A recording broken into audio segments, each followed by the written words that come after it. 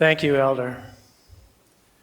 I'm really so happy to be here. It's just everybody that speaks, and as the event continues and continues, my heart swells because all beings, quality for all beings.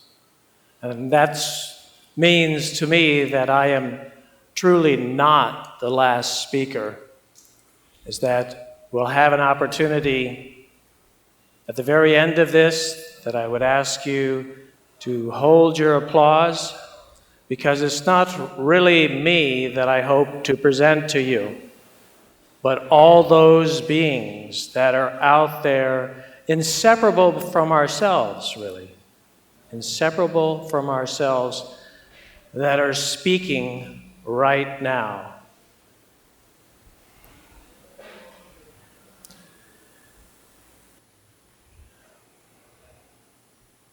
Ladies and gentlemen, we live in a solar-powered jukebox, and the earth is our music. 30 years ago, this sound transformed my life. I was making a long drive from Seattle, Washington to the University of Wisconsin. I had plans of becoming a plant pathologist. I just pulled over to the side of the road, got out of the car, walked into a field, laid down to rest. The thunder rolled up the valley and rolled through me, filling parts that I had never known even existed. This was the first time that I truly listened. And I asked myself, how can I be 27 years old and have never truly listened before? I felt like I was living life incredibly wrong, and if you're going to listen, you have to be willing to change, and I did. I dropped out of graduate school and I became a bike messenger, earning $1 per delivery. And I only had one goal, and that was to become a better listener. Roughly 10,000 deliveries later, I found my one teacher, which is a binaural microphone system.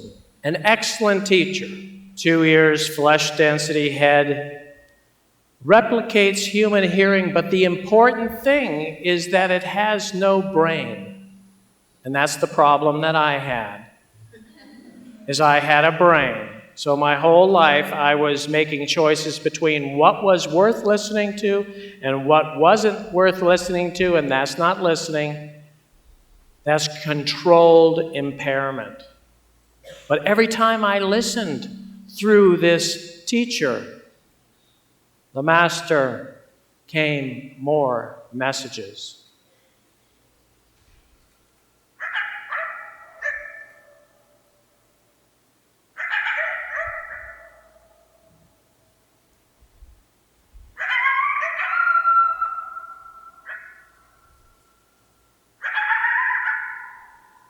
Can you hear?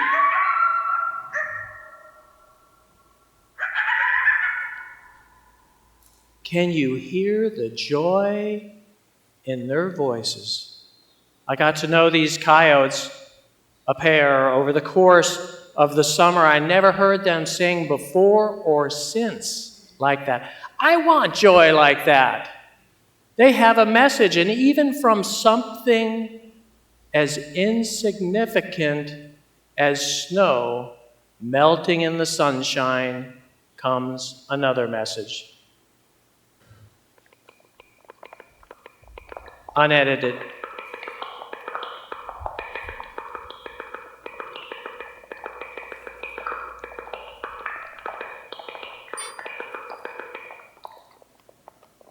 The more I listened, the more I heard, the more I listened.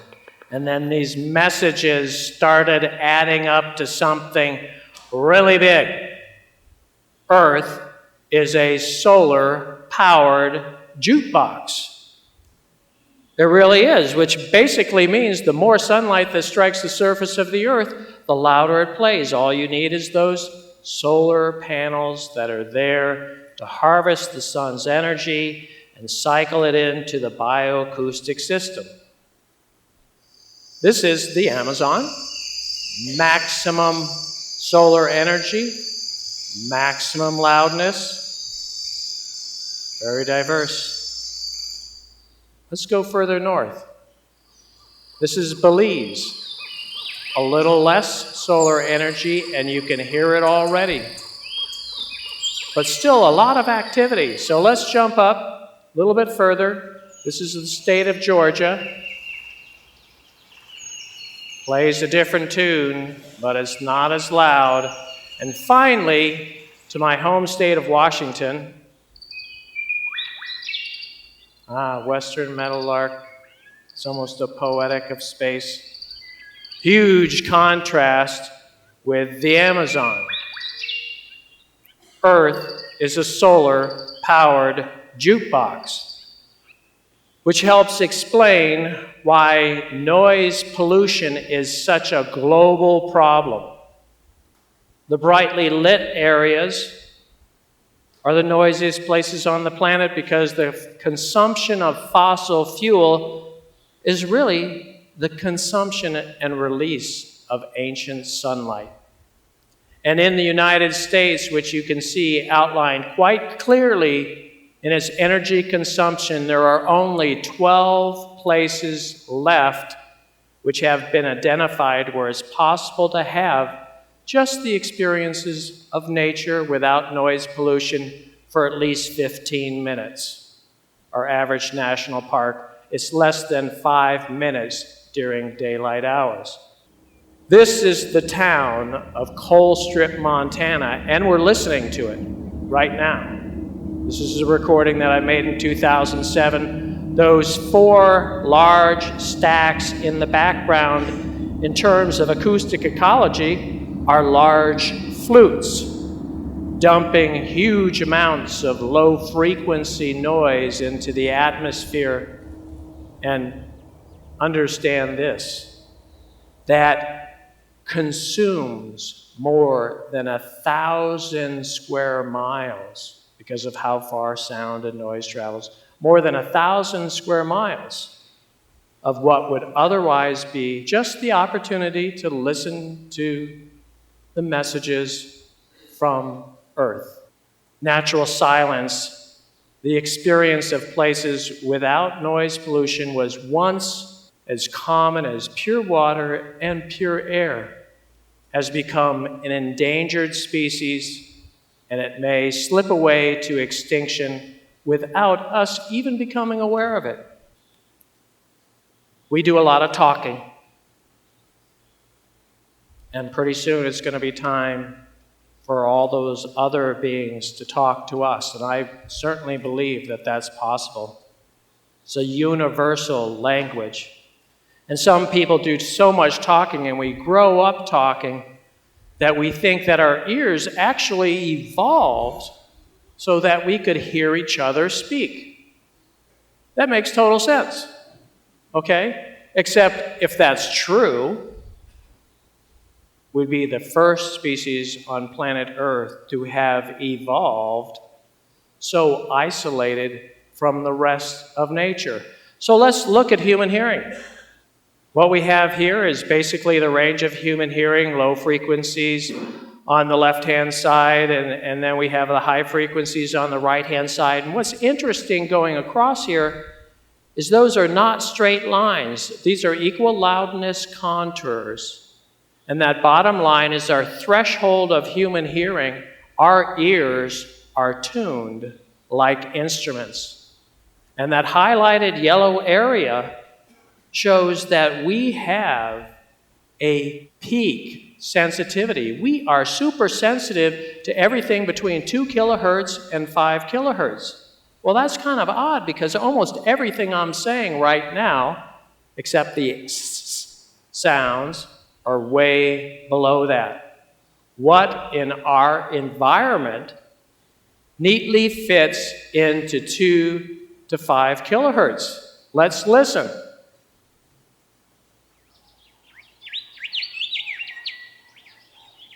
Birdsong. Birdsong.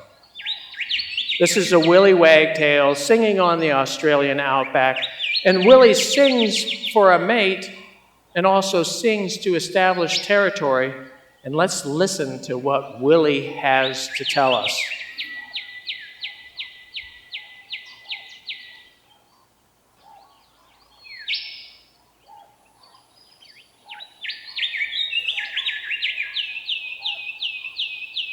All the time, he's belting it out here. Yeah. All the time, he's passionately belting it out. Not only is he calling for a mate, establishing territory, but revealing his identity to all potential predators. And I get a message from Willie. Love and risk are inseparable. Thank you, Willie. There is the larger question, what in our ancestors' past would any benefit be to listening to distant birdsong have towards human survival? Okay? Well, imagine yourself now a member of a nomadic tribe. There are 12 of us in the group, men, women, children. The whole reason why we are moving on is because we have run low on provisions. So we've come to a mountain ridge, and we have a choice between 2 valleys. And from one valley, this valley, we hear nothing. There is no information coming in. And from the other valley, we can barely make out birdsong. And if the birds are singing, they are staking territory, there's a natural resource base, there's food, water, and an extended season of prosperity enough to raise young, everything we need to survive.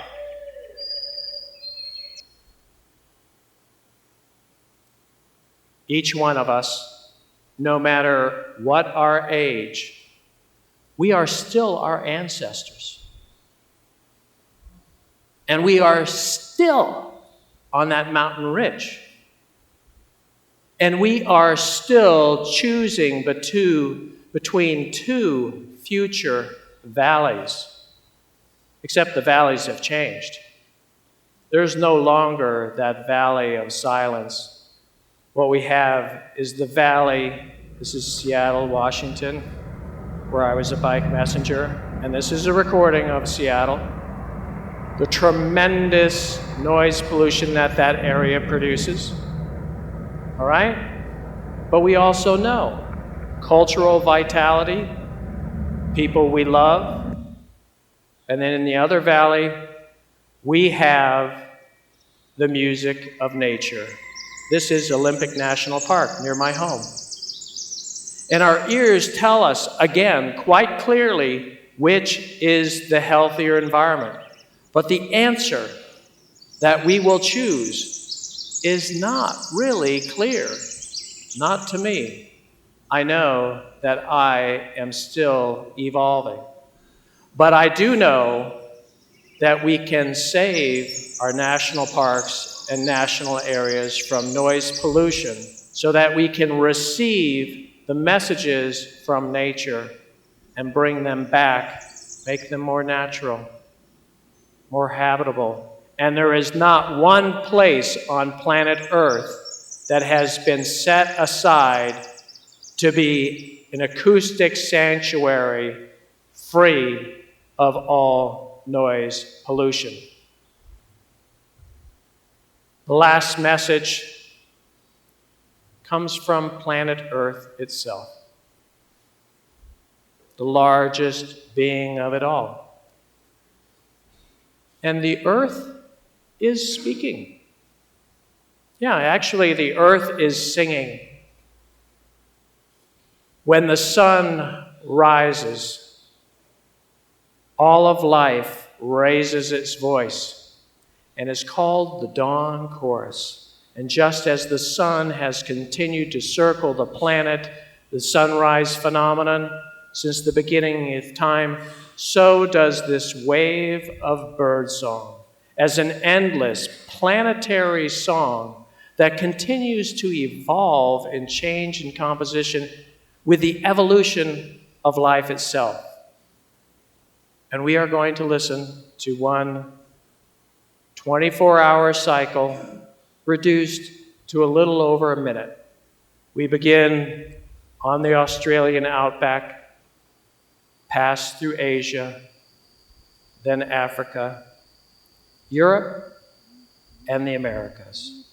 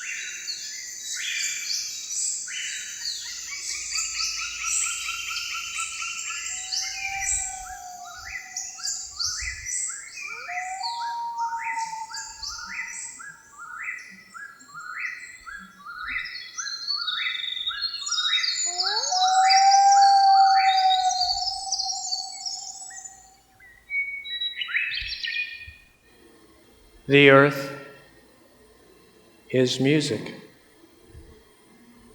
But before we come into tune or attempt to, there's only one thing we need to do before we start thinking about how it'll all happen, and that is simply listen. I ask that we be as quiet as we can right now. Can we shut down the air conditioning? Can we open the doors? Is this possible? Thank you. We've had such a busy time